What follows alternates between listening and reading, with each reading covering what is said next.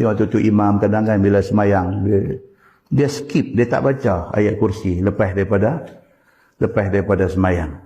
Assalamualaikum warahmatullahi, Assalamualaikum warahmatullahi, dia tengok dah lewat dah. Al-Fatihah, dia kata, pakai baca Fatihah, doa. Tuan-tuan, sedangkan yang disuruh oleh Nabi dalam hadis terang ni apa dia?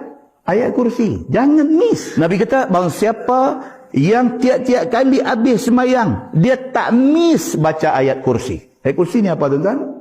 Allahu la ilaha illa huwal hayyul qayyum. Itu ayat kursi. Baca sampai habis.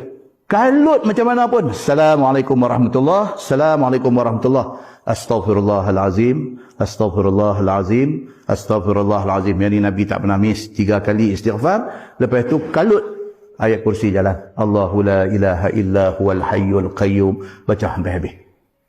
Pasal apa? Pasal Nabi kata, bang siapa yang membaca ayat kursi di akhir tiap-tiap sembahyang fardu, tak ada apa boleh halang dia daripada masuk syurga melainkan mati. Orang tanya balik, ni apa maksudnya yang tak boleh halang dia masuk syurga melainkan mati? Maksudnya ialah lepas mati syurga tentu dia akan dapat, cepat atau lambat, tapi syurga memang dia dapat. Macam tu punya Nabi pesan, kita boleh tinggal tak baca ayat kursi. Jangan tuan-tuan, jangan.